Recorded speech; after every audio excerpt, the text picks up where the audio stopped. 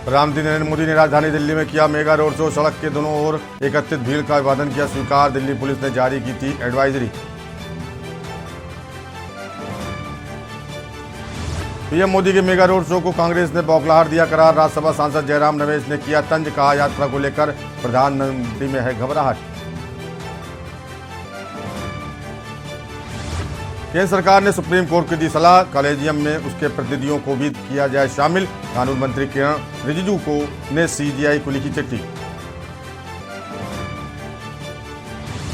पंजाब में भारत जोड़ो यात्रा के दौरान जालंधर में 16 किलोमीटर पैदल चले राहुल गांधी। सिद्धू मूसेवाला के पिता बलकौर सिंह को लगाया गले। बलकौर पर गिरे फूलों को खुद ही किया साफ। भीषण ठंड के चलते हिमाचल प्रदेश में 2 नेशनल हाईवे समेत 223 सड़कों को किया गया बंद। 220 रूटों पर बस सेवाएं प्रभावित। 18-19 को फिर बर्फबारी और घने कोहरे का येलो अलर्ट। और गणतंत्र दिवस पर दिल्ली सहित कई राज्यों में बड़े आतंकी हमले का अलर्ट। आईएसआईएस रच रहा भारत को दहलाने की साजिश। आप देख रहे हैं के न्यूज, खबरों का सारथी। नमस्कार, फाइनल बुलेटिन में आपका स्वागत है। मैं हूं प्रबुद्ध चौहान। सबसे पहले बात करेंगे बहराइच की। बहराइच के महाराजा झुवेलदेव मेडिकल कॉलेज में इंडियन बैंक के एग्जीक्यूटिव डायरेक्टर इमरान सिद्दीकी और जिलाधिकारी डॉक्टर दिनेश चंद्र द्वारा फीता काटकर नए ब्रांच का उद्घाटन किया गया। इसके साथ ही बहराइच जिले में इंडियन बैंक द्वारा 15 नए एटीएम भी लगवाए गए। इस संबंध में जानकारी देते हुए इंडियन बैंक के एग्जीक्यूटिव डायरेक्टर इमरान सिद्दीकी ने बताया कि इंडियन बैंक द्वारा मेडिकल कॉलेज में नई ब्रांच का उद्घाटन होने से यहाँ पढ़ने वाले तमाम छात्र छात्राओं को खास सुविधा मिलेगी। यहाँ पढ़ने वाले छात्र छात्राओं को कम दर पर एजुकेशन लोन उपलब्ध कराए जाएंगे।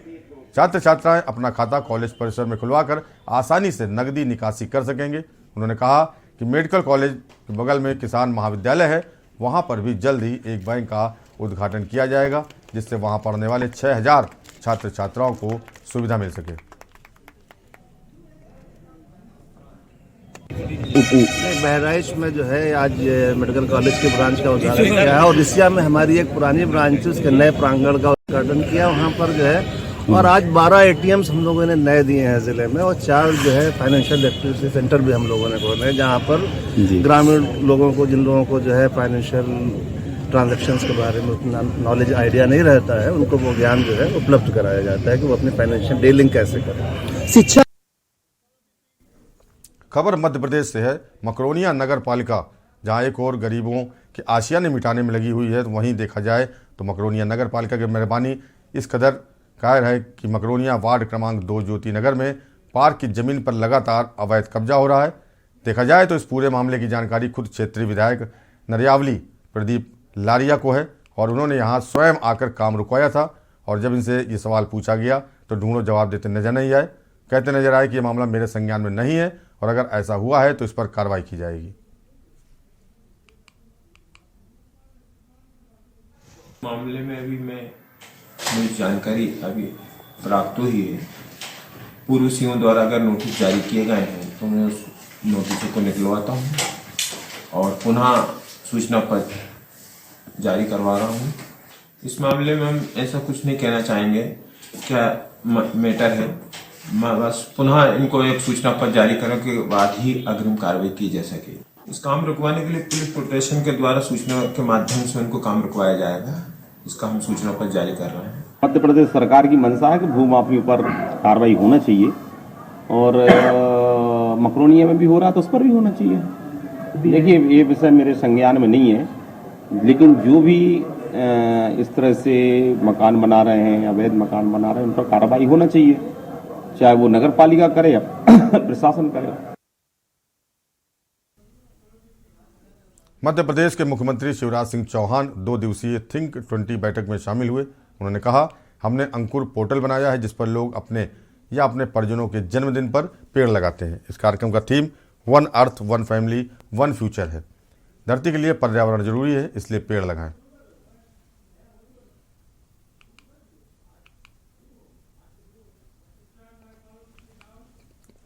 देवकी नगर के झुनकू वार्ड में रहने वाले गरीब देवेंद्र आदिवासी ने आवास पट्टे के लिए नजूल अधिकारी के यहाँ आवेदन किया था, जिसमें नजूल अधिकारी RIPS ठाकुर ने आवास पट्टे के नाम पर पीड़ित से 12,000 रुपये मांगे थे।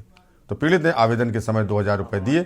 फिर नजूल अधिकारी 10,000 की और मांग कर रहा है और देवी विधायक से लेकर राजस्व मंत्री और अन्य जनप्रतिनिधियों को वो लिखित में शिकायत कर चुका है। पीड़ित को धमकी भी दी जा रही है। नजूल अधिकारी धमकी दे रहा है। भ्रष्टाचार और रिश्वत लेने के मामले आए दिन उजागर होने के बाद भी आज तक कोई कार्रवाई नहीं की जा रही। हिसाब से कर लें, मन हम काम हो जाएगा, पश्चाताप हम कर लें।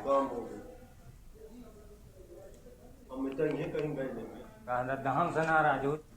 अब खबरें छत्तीसगढ़ से। बस्तर में किसानों को एक मंच देने के लिए किसान मजदूर कल्याण महासभा का गठन किया गया है। महासभा के नवनियुक्त पदाधिकारियों ने जानकारी देते हुए बताया कि अक्सर किसानों और मजदूरों को कई तरह की समस्याओं का सामना करना पड़ता है। किसानों मजदूरों की समस्याओं के समाधान और उनकी आवाज़ बनने के लिए किसान मजदूर कल्याण महासभा बनाई गई है। महासभा द्वारा बस्तर जिला मुख्यालय के सभी प्रशासनिक भवनों सहित सार्वजनिक स्थलों पर किसान और मजदूरों के लिए शिकायत पेटी भी लगाई जाएगी। यहाँ किसान मजदूर अपनी समस्याओं को लिखित शिकायत पेटी में डाल सकेंगे।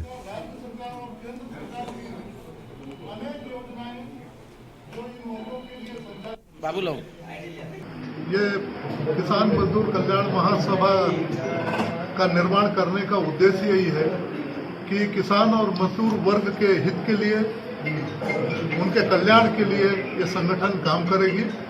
जैसे कि आप लोगों को मालूम ही है कि राज्य सरकार और केंद्र सरकार की बहुत सारी ऐसी योजनाएं चलती है जिससे ये दोनों वर्गों को फायदा मिलना चाहिए। लेकिन देखने में आया है कि जानकारी के अभाव में न किसान को पूरी जानकारी मिल पाती है कि योजनाओं के बारे में, न मजदूर को। प्रचार प्रसार तो बहुत होता है लेकिन इन योजनाओं का लाभ इन वर्गों को नहीं मिल पाता है। तो हम लोगों ने, सारे लोग वरिष्ठ लोग हैं, हम लोगों ने मिल बैठकर तय किया कि हम एक संगठन का निर्माण करते हैं जो कि रजिस्टर्ड है। कोंडागांव जिला मुख्यालय के बस स्टैंड में एक दिल दहला देने वाली घटना सामने आई। हालांकि कोंडागांव पुलिस को भारी मशक्कत करनी पड़ी, तब जाकर घटना का दिल दहलाने वाला वीडियो सामने आया। हालांकि समय रहते जिला अस्पताल युवक को ले जाया गया, जिसके थोड़े समय बाद ही युवक ने दम तोड़ दिया। घटना की जानकारी मिलने के बाद कोंडागांव कोतवाली पुलिस द्वारा कोंडागांव के बस स्टैंड में पूछताछ की गई, मगर किसी के द्वारा हादसा होना नहीं बताया गया। इसके बाद कोंडागांव पुलिस ने सीसीटीवी कैमरे खंगाले। इसके बाद दिल दहलाने वाली तस्वीर सामने आई। युवक काफ़ी देर से बस का इंतजार कर रहा था कि कब यात्री बस आए और मैं खुदकुशी करूं। समय था दोपहर के 12:50। जगदलपुर के लिए बस निकली ही थी।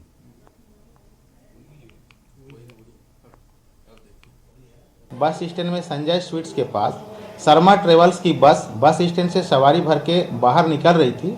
उसी बीच विश्वनाथ दुग्गा, जो कि ईरा गांव का है, बस के पीछे पहिए में घुस गया और सुसाइड करने के मूड से ही घुसा था, जिससे बस तुरंत रुक गई और घायल हो गया था गंभीर रूप से।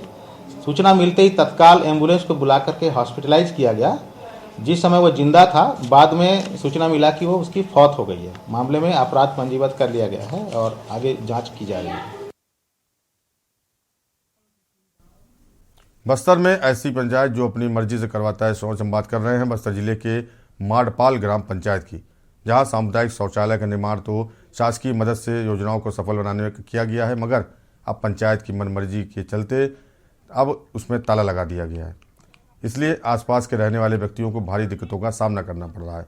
आपको बता दें कि बंद पड़े सार्वजनिक शौचालय के सामने ही बाजार स्थल और ग्रामीण बैंक है। पास में ही स्कूल परिसर है, जहां बड़ी मात्रा में बालक और बालिका शिक्षा प्राप्त करते हैं। ऐसे में शौचालय पर ताला जला रहना पंचायत की उदासीनता बयां करता है।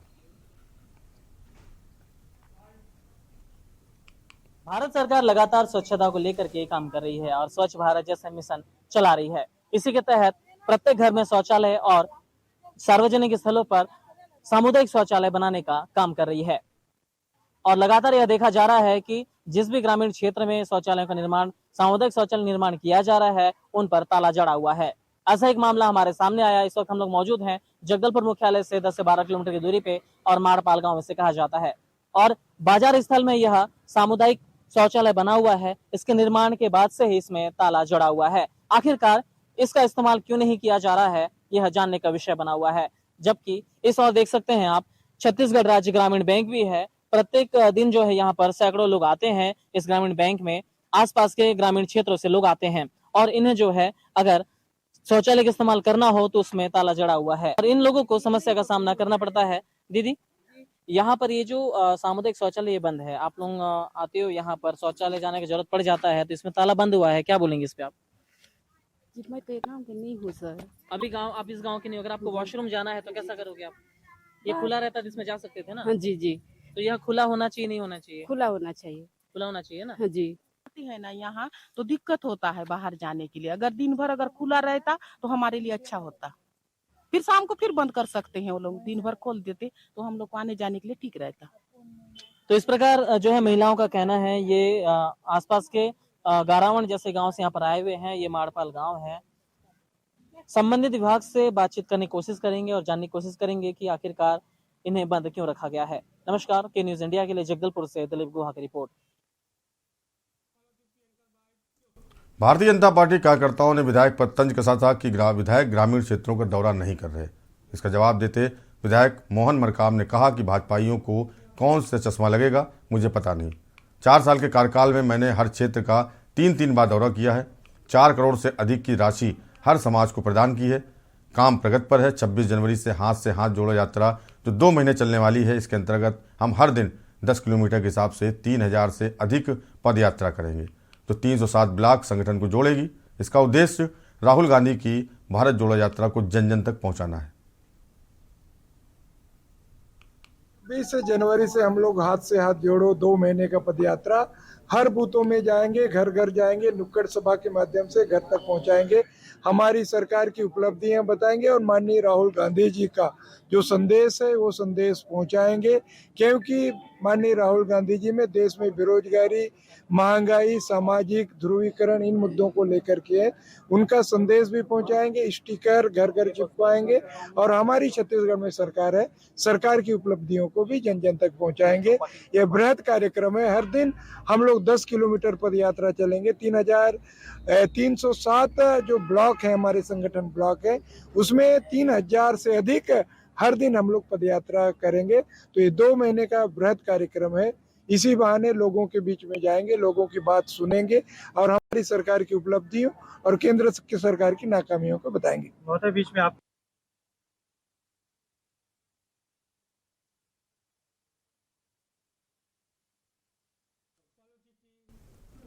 कोंडा गांव के जिला स्तरीय कलार समाज युवक युवती सम्मेलन में पहुंचे कोंडा का विधायक और कांग्रेस प्रदेश अध्यक्ष मोहन मरकाम। यहाँ उन्होंने युवा युवतियों को आशीर्वाद देते हुए विधायक ने नवनिर्मित भवन का लोकार्पण भी किया। विधायक ने मुख्यमंत्री द्वारा सर्व समाज को दी सौगात का जिक्र करते हुए कहा कि छत्तीसगढ़ के साथ ही कोंडा गांव के विधानसभा क्षेत्र में उनके द्वारा किए गए कार्यों से विकास की गंगा बही है।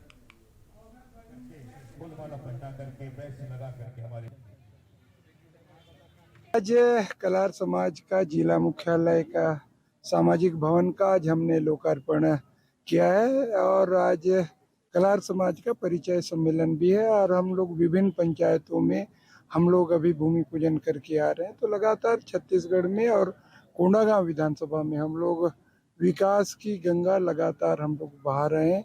हमारी सरकार माननीय मुख्यमंत्री भूपेश बघेल साहब हर समाजों को कोंडागांव जिला मुख्यालय में हर जिला मुख्यालय में भवन देने का प्रयास किया। उसी का परिणाम है हम इस छोटे कलार समाज, बड़े कलार समाज को भी हमने 45 लाख रुपए की राशि स्वीकृत की और आज भवन बनकर तैयार हुआ। इसका लोकार्पण हमने किया है।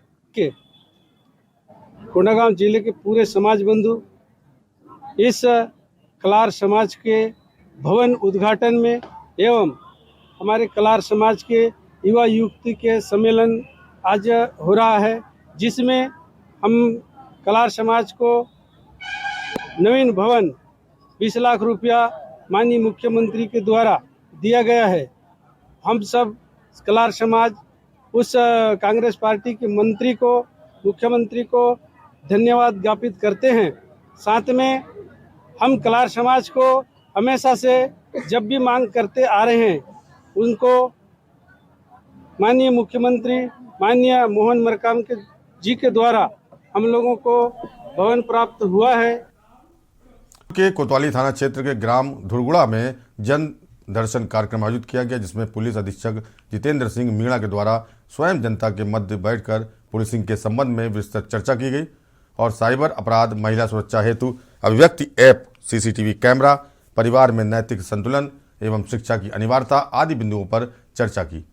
कार्यक्रम में उपस्थित पुलिस अधिकारियों द्वारा महिलाओं और बच्चों की सुरक्षा हेतु तैनात पिंक टीम और महिला सहायता प्रकोष्ठ जगदलपुर के सक्रियता एवं संपर्क सूत्र के संबंध में भी अवगत कराया गया। इसके अलावा साइबर फ्रॉड के मामले में सावधान रहने की अपील भी की गई। धुरगुड़ा, हाटगुड़ा और भाटागुड़ा ग्राम पंचायत क्षेत्र में हम हैं। थाना कोतवाली जगदलपुर के क्षेत्रांतर्गत ये ग्राम आते हैं। इन ग्रामों में ग्रामवासियों के साथ में जनदर्शन कार्यक्रम किया गया। हमने सभी लोग जो यहाँ पर उपस्थित थे उनकी जो पुलिस से संबंधित सुझाव, समस्याएं या और बेहतरी के लिए क्या किया जा सकता है उनके बारे में सुझाव दिए, तो सुना। इसके बाद हमने भी अपनी बातें उनके साथ साझा की, एक संवाद स्थापित करने की कोशिश की है। व्यक्तिगत रूबरू होकर उनके ग्राम के प्रदेश में उपस्थित रहेगा। और खबर है उत्तराखंड से। खबर हल्द्वानी से है, जहां एक बार फिर हल्द्वानी पुलिस चर्चाओं में है। इस बार महिला सिपाही ने अपने पति के खिलाफ मारपीट का मुकदमा दर्ज कराया है। इसके बाद समूचे पुलिस प्रशासन में मामला चर्चा का विषय बना हुआ है। हालांकि इससे पहले भी कई मामले सामने आ चुके हैं, लेकिन ये पहली बार है जब एक महिला सिपाही ने अपने पुलिस कांस्टेबल पति पर आरोप लगाया है। दोनों ही उत्तराखंड पुलिस में कार्यरत हैं।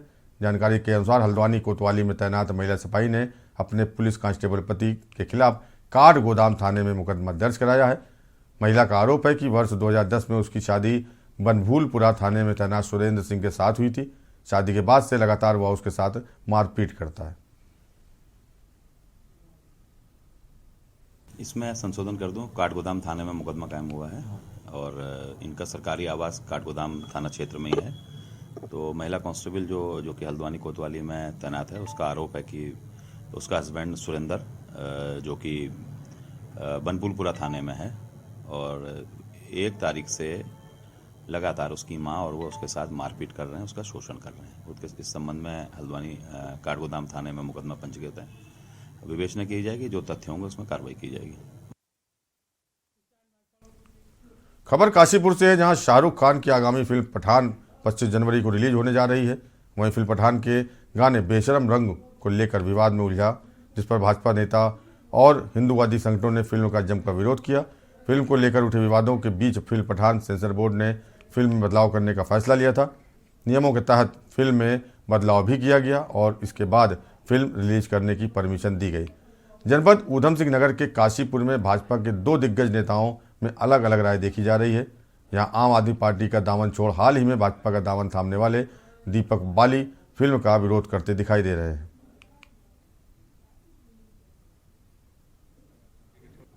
देखिए, भाजपा का इसमें कोई विरोध नहीं है। दीपक बाली जी अभी नए भारतीय जनता पार्टी में आम आदमी पार्टी छोड़कर आए हैं और वो इसका विरोध कर रहे हैं। अगर पार्टी संगठन का, चाहे वो संघ हो, चाहे वो बीजेपी हो, चाहे वो और भी अनुसांगिक संगठन हो, अगर इसका विरोध कर रहे होते तो हम इसके बारे में विचार करते। लेकिन दीपक बाली का जो विरोध है या जिसका भी विरोध है, वो उनका अपना पर्सनल विरोध हो सकता है।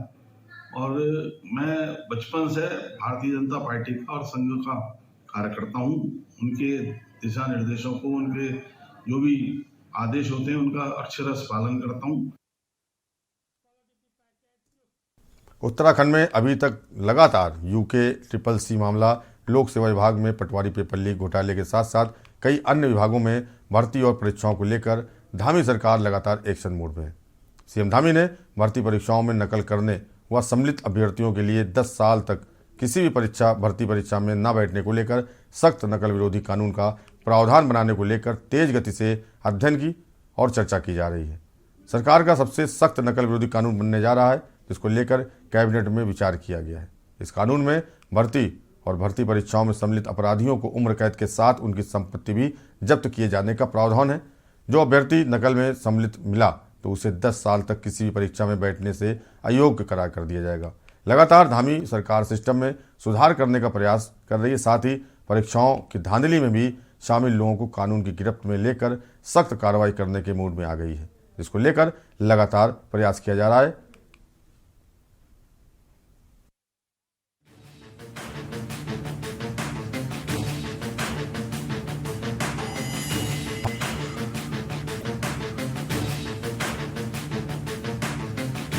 अब तक हुए भर्ती परीक्षा में घोटाला और नकलची को लेकर लगातार सरकार एक्शन में है।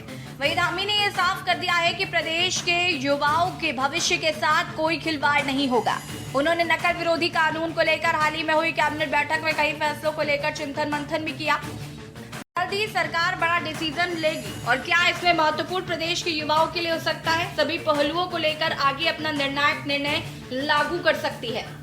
आज अनुभाग अधिकारी और अनुसचिव से लेकर अपर सचिव तक के स्तर के अधिकारियों की 2 अलग अलग हम लोगों ने बैठकें करी हैं। सभी को हमने यह भी कहा है कि एक तो समय समय पर उनकी ट्रेनिंग होगी, ट्रेनिंग के साथ साथ फील्ड पर भी जहां उनकी उपयोगिता होगी या जिस विभाग से संबंधित वो यहाँ से शासनादेश करते उनको मौके पर भी जाकर देखेंगे, जिससे कि जो शासनादेश हुए हैं, जो यहाँ से धनराशि अवमुक्त हुई है, वो ठीक प्रकार से लग रही है कि नहीं लग रही है, ठीक प्रकार से उसका क्रियान्वयन हो रहा है कि नहीं हो रहा है, उन सब में उनकी भूमिका रहेगी। और हमने कहा अन्य राज्यों के भी सचिवालयों का हम लोग एक बार अवलोकन करेंगे।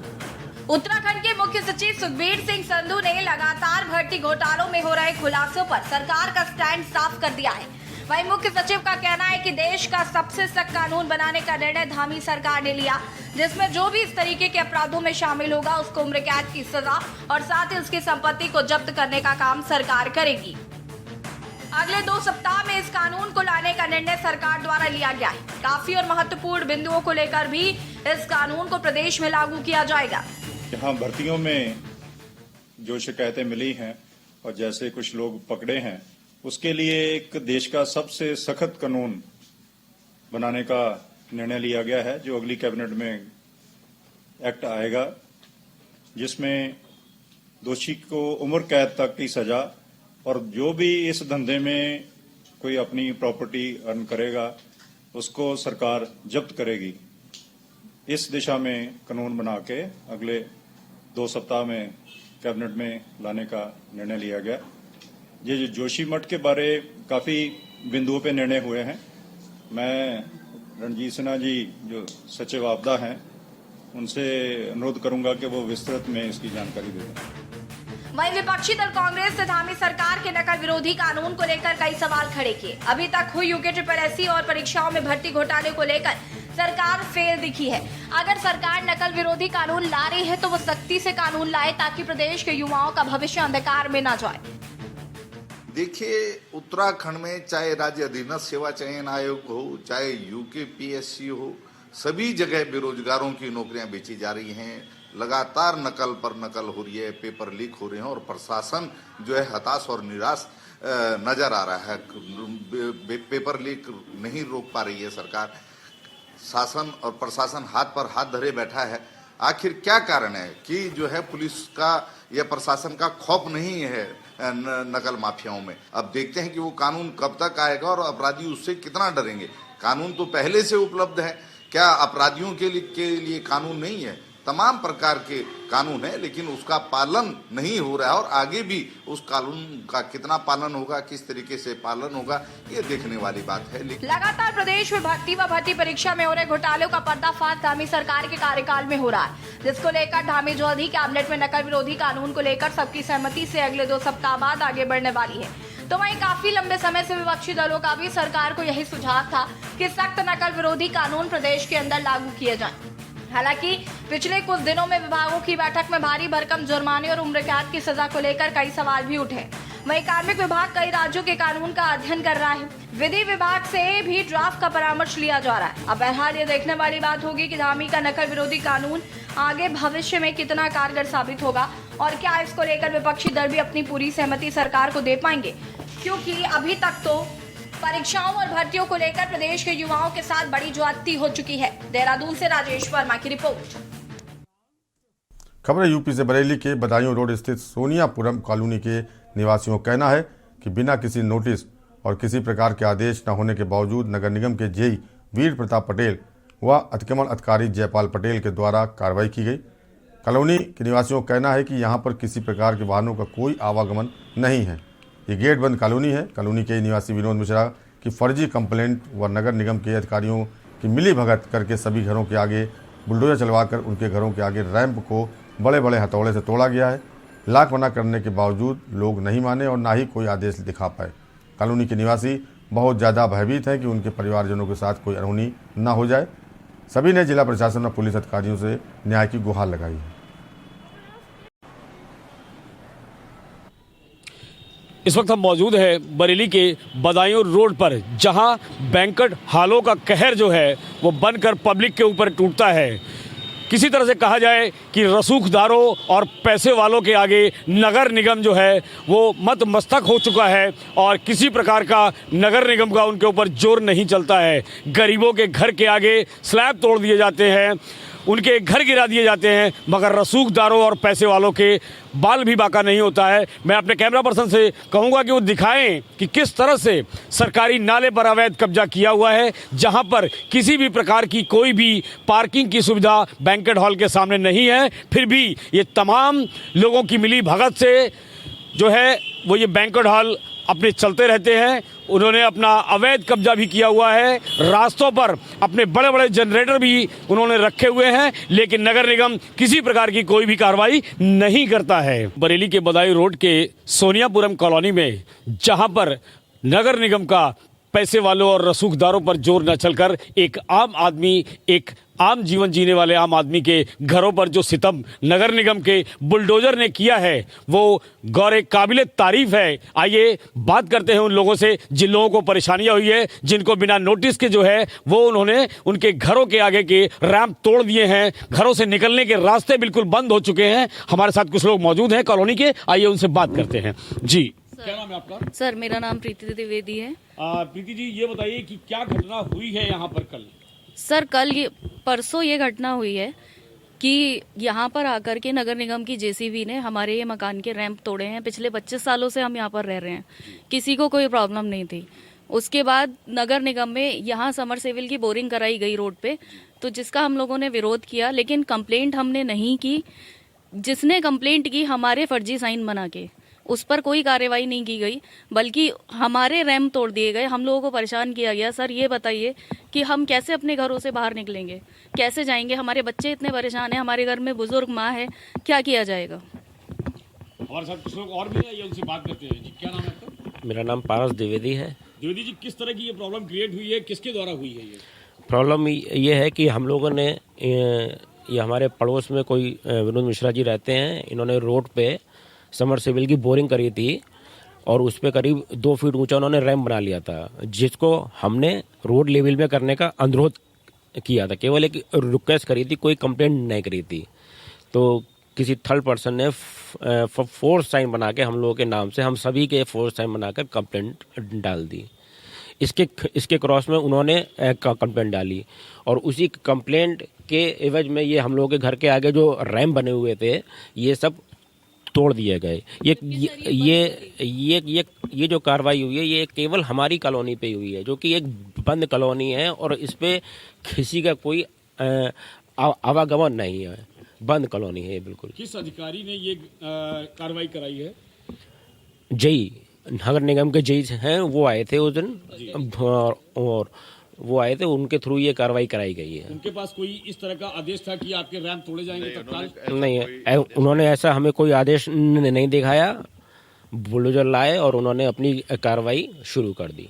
हमारे साथ कुछ लोग और भी हैं, बात करते हैं। क्या नाम है? मैं राजकुमार सिंह। राजकुमार सिंह जी, ये क्या घटना हुई है और किस तरह की कार्रवाई? सर, ये घटना केवल इंटेंशन है और कुछ नहीं है। नगर निगम की तरफ से अगर नगर निगम सभी का अतिक्रमण हटाना चाहती है तो रोड पे जनरेटर भी रखा हुआ है और सारी चीजें। मैं दीपक चतुर्वेदी, कैमरा पर्सन अजय शर्मा के साथ, के न्यूज इंडिया, बरेली। और फाइनल बुलेटिन में फिलहाल इतना ही। बाकी खबरें देखते रहिए के न्यूज इंडिया और मुझे दीजिए इजाजत। नमस्कार।